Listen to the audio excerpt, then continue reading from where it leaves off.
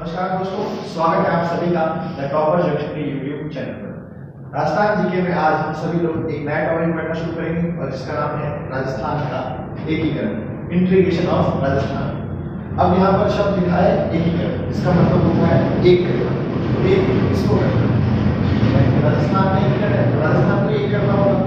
तो क्या ये जो राजस्थान आज हमें दिख रहा है ये पहले नहीं हुआ करता था? जी नहीं, पहले राजस्थान जो वर्तमान में हमें दिख रहा है ये राजस्थान नहीं हुआ करता। तो फिर क्या था राजस्थान के अंदर? पहले राजस्थान में रियासतें हुआ करती थी जिन पर सीधा सीधा राजाओं का शासन हुआ करता था और उन्हीं रियासतों को मिलाकर के जो वर्तमान राजस्थान आज हमें दिख रहा है इस राजस्थान का निर्माण किया गया। तो कौन था, क्या रियासत थी, कैसे क्या हालात थे, उन सभी की जानकारी आज हम देंगे इस टॉपिक के माध्यम से जिसका नाम है राजस्थान का एकीकरण। तो एकीकरण में हमने कहा रियासतों का एकीकरण करना है, तो क्या रियासतें थी, क्या था, सब देखते हैं एक बार। राजस्थान में आजादी के समय टोटल 19 रियासतें थी, 19 रियासतें जिन पर राजाओं का शासन हुआ करता था। 3 ठिकाने हुआ करते थे। ठिकाने, अब ठिकाने से क्या मतलब है तो मैं आपको समझाने के लिए बताऊं। तो मान लीजिए कोई रियासत है जिसमें जो मुख्य भूमि है, जो राजधानी है, जो खालसा वाला क्षेत्र था वो तो था आपके राजा के नियंत्रण में, और आसपास के जो गांव हुआ करते थे उन गांवों को राजा अपने भाइयों को या युद्ध में बहादुरी के साथ प्रदर्शन करने वाले सेनापतियों को बांट दिया करता था। इन आसपास वाले क्षेत्रों को हम कहा करते थे ठिकाने, या और अच्छे शब्दों में कहूं तो इसको कहते थे जागीर, और जिनको दिया करते थे वो इनके मालिक होते थे, उनको हम जागीरदार या सामंत कहा करते थे। तो राजस्थान की रियासतों से अलग होकर कुछ 3 ठिकाने बने थे। अलग होकर कैसे? राजस्थान में जब से अंग्रेजों का शासन आया था तब से कुछ ठिकानों के सामंतों की अंग्रेजों से अच्छी दोस्ती हो गई थी और अपने रियासत के राजाओं से थोड़ी सी अनबन सी हो गई थी। तो अंग्रेजों ने उन सामंतों को, उन ठिकानों के जागीरदारों को अलग से स्टेटस दे दिया। इसलिए राजस्थान की 19 रियासतों में से 3 ठिकाने अलग बने हुए थे। वो 3 ठिकाने अलग कौन से थे? तो हम देखते हैं वो 3 ठिकाने अलग कौन से थे। एक ठिकाना था आपका नीमराणा, एक ठिकाना था आपकी कुशलगढ़, एक ठिकाना था आपके लावा। नीमराणा, कुशलगढ़ और लावा। नीमराणा जो ठिकाना था वो अलवर रियासत से अलग हुआ था। कुशलगढ़ जो ठिकाना था वो आपके बांसवाड़ा रियासत से अलग हुआ था, और जो लावा ठिकाना था वो आपके टोंक रियासत से अलग हुआ था। तो राजस्थान में 19 रियासतें थी, 3 ठिकाने थे और एक हुआ करता था केंद्र शासित प्रदेश। एक केंद्र शासित प्रदेश, केंद्र शासित प्रदेश से यहाँ पर तात्पर्य है वो क्षेत्र जो दिल्ली के अधीन आया करता था। 1191 में जब तराइन के द्वितीय युद्ध में पृथ्वीराज चौहान मोहम्मद गौरी से हार जाते हैं, उसके बाद से अजमेर पर लगभग उसी शक्ति का अधिकार रहा था जिस शक्ति का अधिकार दिल्ली पर रहता था। इस वक्त दिल्ली पर अधिकार अंग्रेजों का था। तो यहाँ पर एक केंद्र शासित प्रदेश था हमारा, वो केंद्र शासित प्रदेश था अजमेर मेरवाड़ा। केंद्र शासित प्रदेश कौन सा था? अजमेर मेरवाड़ा, और इस पर अधिकार था आपके अंग्रेजों पर। तो राजस्थान के एकीकरण में हम लोगों को 19 रियासतों को, 3 ठिकानों को और एक केंद्र शासित प्रदेश को मिलाकर राजस्थान बनाना था। यानी कि 19 और 3 22 और 23, इन 23 जगहों को मिलाकर हमने जो है राजस्थान का एकीकरण किया। तो क्या ये एकीकरण आजादी के बाद ही शुरू हुआ था? क्या इस एकीकरण की शुरुआत पहले कभी नहीं हुई? थोड़ा सा उसके बारे में जानने की कोशिश करें। तो इस एकीकरण की जो शुरुआत है वो आजादी से पहले हो चुकी थी।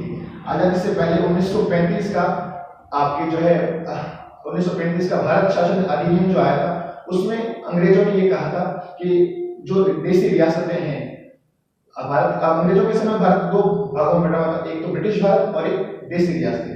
तो 1935 का जो भारत शासन अधिनियम था उसमें ये कहा गया था कि ब्रिटिश भारत और आपके देसी रियासतों को मिलाकर हम एक अखिल भारतीय संघ बनाएंगे और इस अखिल भारतीय संघ के अंदर हम देसी रियासतों और ब्रिटिश भारत को विलय करेंगे। अंग्रेजों ने यह भी कह दिया कि ब्रिटिश भारत को हम मिला ही लेंगे, लेकिन देसी रियासतों के ऊपर उनकी इच्छा होगी कि अगर वो चाहें तो विलय कर सकते हैं, वो चाहें तो विलय नहीं कर सकते। अगर मैं आप लोगों को कहूं कि आप स्वतंत्र हैं, आप अपनी इच्छा हो तो किसी के अधीन हुई, आपकी इच्छा हो तो आप किसी के अधीन ना हो, तो किस व्यक्ति की ऐसी इच्छा होगी कि वो किसी की अधीनता स्वीकार करे जबकि आपके पास आपकी खुद की स्वतंत्रता है? तो देश रियासतों के राजाओं ने कहा हमें तो कोई आज मिला, कोई कल मिला, हम तो मिलेंगे ही। उसके बाद में 1935 के जो आपका भारत शासन अधिनियम था उसके बाद में भारत में गवर्नर जनरल आया था जिसका नाम था लॉर्ड लिनलिथगो। लॉर्ड लिनलिथगो इस लॉर्ड लिंको ने भी जो है खूब सारे से प्रयास किए थे रियासतों को एक करने का, लेकिन वही वाली बात थी, हर एक राजा अपनी स्वतंत्रता को पसंद करता था। हर एक राजा ये चाहता था कि मैं अपनी रियासत है, जो रियासत है उसके लिए वो एक अपना उसका देश है, उस देश का एक झंडा है, उस देश की अपनी एक करेंसी है, वो स्वतंत्र रहे, वो चलती रहे। तो कोई भी राजा इस बात के लिए राजी नहीं था कि वो भारत संघ में मिले या राजस्थान भारत संघ में मिले या अन्य किसी क्षेत्रीय संघ में मिले। ठीक है, उसके बाद में आपकी ये सारी बातें यहाँ पर हो रही थी, लेकिन हमें पढ़ना है मेनली राजस्थान का एकीकरण। तो राजस्थान के एकीकरण में क्या बातें होती है? राजस्थान के एकीकरण की बातें जानने से पहले एक बात और कि जब क्रिप्स मिशन भारत में आया था और इस क्रिप्स मिशन के अंदर हमें ये जो है कंफर्म हो चुका था कि राजस्थान के जितनी भी देसी रियासतें हैं, इन देसी रियासतों को विलय करना पड़ेगा और भारत संघ में आना पड़ेगा। जब हमें ये बातें कंफर्म होने लगी कि भारत संघ में हमें मिलना है, तब राजस्थान की बहुत बड़ी रियासत जिसका एक बहुत गौरवशाली इतिहास रहा है, मेवाड़ रियासत, उस मेवाड़ रियासत के महाराणा भूपाल सिंह ने राजस्थान के राजाओं, गुजरात के राजाओं और मालवा के राजाओं को मिलाकर एक संघ बनाने की कोशिश की। उस संघ के बारे में थोड़ी सी देखते हैं कि क्या था क्या नहीं था। तो राजस्थान के एकीकरण में पहली बात तो ये पढ़नी है हम लोगों को कि आपके राजस्थान के एकीकरण में 19 रियासतें, 3 ठिकाने, भीमराणा, कुशलगढ़, लावा, एक केंद्र शासित प्रदेश जिसका नाम है आपके अजमेर मेरवाड़ा, इन सब का विलय करना है।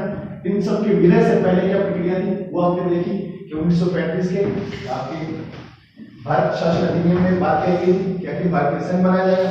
उसके बाद में जो गवर्नर जनरल था लॉर्ड लिंकन को, उन्होंने भी जो है रियासत के विलय की बात की थी। उसके बाद में जब क्रिप्स मिशन में ये कहा गया कि रियासतों का विलय भारत में किया जाएगा, तब आगे वाली बात देखते हैं। जब ये बात हुई तब मेवाड़ रियासत के महाराणा हुआ करते थे भूपाल सिंह, महाराणा भूपाल सिंह। मेवाड़ रियासत के जो महाराणा भूपाल सिंह हुआ करते थे, उन्होंने 25 और 26 जून 1946 को 25 और 26 जून 1946 को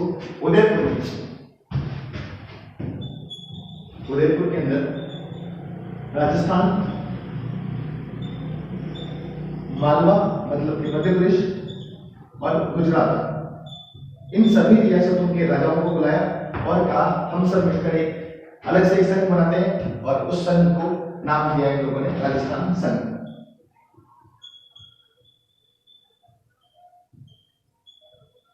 ऐसा नहीं तो मेवाड़ महाराणा भूपाल सिंह का ये सोचना था कि अगर हम सारी रियासतें जैसे राजस्थान की, मालवा की और गुजरात की रियासतें अगर मिलकर एक संघ बनाएंगे जिसका नाम होगा राजस्थान संघ, तो हम लोग एक बेहतर कंडीशन में होंगे, बेहतर पोजीशन में होंगे कि भारत संघ में अगर यदि हमारा विलय हो रहा है तो हम किन शर्तों पर विलय करेंगे। इसलिए मेवाड़ महाराणा भूपाल सिंह ने 25-26 जून 1946 को राजस्थान, मालवा और गुजरात की रियासतों को मिलाकर राजस्थान संघ बनाने के लिए उदयपुर में सम्मेलन करवाया था।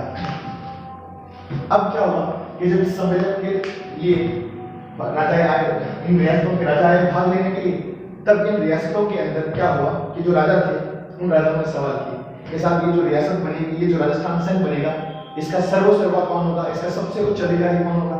तो मेवाड़ महाराणा भूपाल सिंह ने कहा भाई सम्मेलन में बुला रहा है, मैं बुला रहा हूँ, ठीक है, खर्चा पानी सारा किसका हो रहा है, मेरा हो रहा है। तो सीधी सीधी दिखने वाली बात है, जो खर्चा कर रहा है वही सबसे उच्च अधिकारी होगा। तो जो बाकी राजा थे उन्होंने कहा मान लिया आपकी रियासत बहुत बड़ी है, आपका एक गौरवशाली इतिहास है, लेकिन जो दर्जा आपका आपकी रियासत में है वही दर्जा हमारी रियासत में है।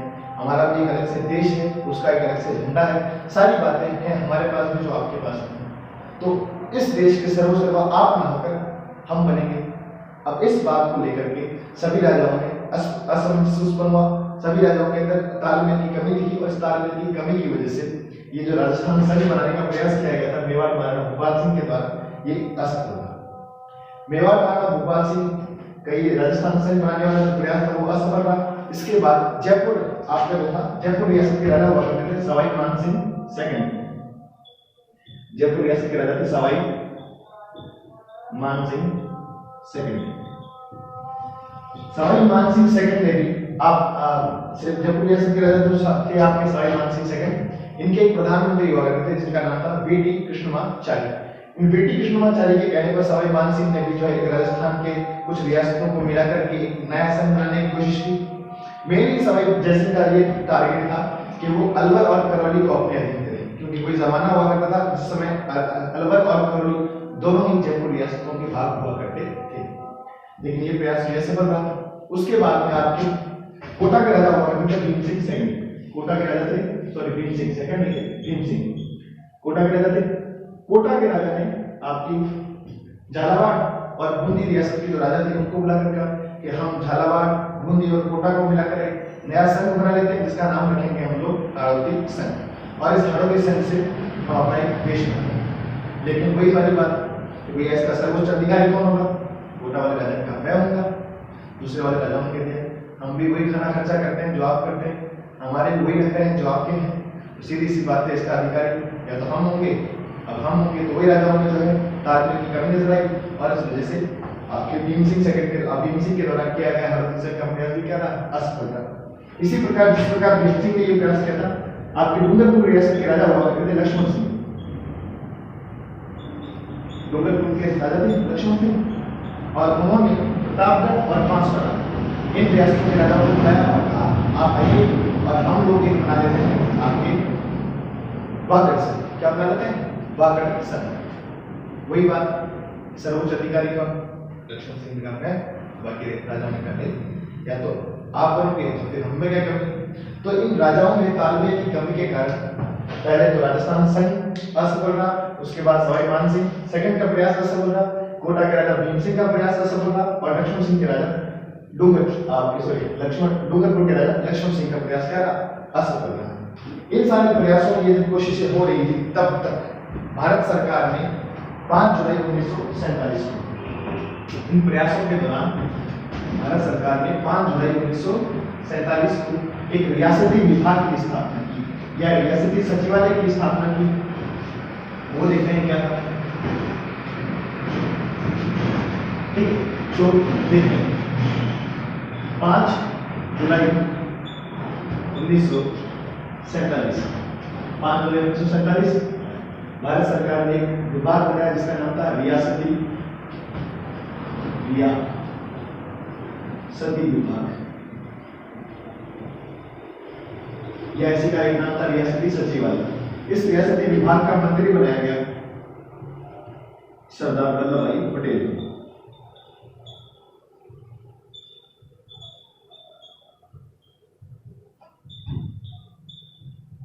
और इसी रियासती विभाग का सचिव बनाया गया आपके बीपी मेनन को। 5 जुलाई 1947 को भारत सरकार ने रियासती विभाग की स्थापना की, और इस रियासती विभाग का मंत्री या अध्यक्ष मान लीजिए सरदार वल्लभ भाई पटेल को बनाया गया, और सचिव बनाया गया आपके बीपी मेनन को। इस रियासती विभाग ने ये घोषणा करी कि वो रियासतें जिनकी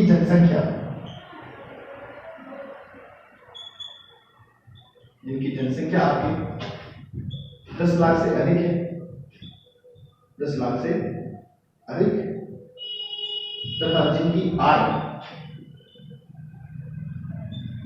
1 करोड़ से अधिक है, वे रियासतें तो आपका अपना अलग से स्वतंत्र अस्तित्व रख सकती है। बाकी जितनी भी छोटी छोटी रियासतें हैं, युगांडा, तवांडा जैसी, ठीक है, उन रियासतों को भारत में या किसी आस पड़ोस के एक संघ में या केंद्र शासित प्रदेश में विलय करना होगा।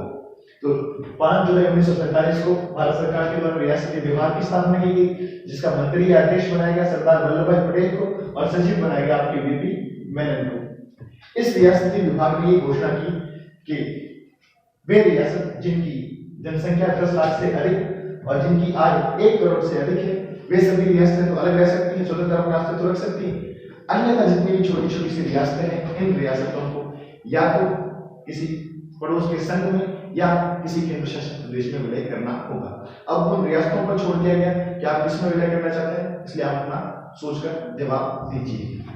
अब हम लोग ये पढ़ते हैं कि 1817, 1818 और 1823 में राजस्थान की सभी रियासतों ने अंग्रेजों के साथ संधियां कर ली थी। तो हमारे रियासतों के राजा ने कहा जब हमने संधि करी थी तो हमारे विदेशी जो अधिकार थे वो अंग्रेजों के दे दिए गए, यानी कि हम विदेश जो हमारी विदेश नीति है, जो हमारी फॉरेन पॉलिसी होगी, उस पर अंग्रेजों का अधिकार होगा। तो जो अंग्रेज कहेंगे हमें तो वो करना होगा। हमारा निर्णय किसके ऊपर है? अंग्रेजों के ऊपर है। हम आपसे विलय की बात कर ही नहीं सकते। इतने में आपकी 5 जुलाई की बात थी, रियासत की बात थी, इतने में 18 जुलाई 1947 18 जुलाई 1947 अंग्रेजों ने भारतीय स्वतंत्रता अधिनियम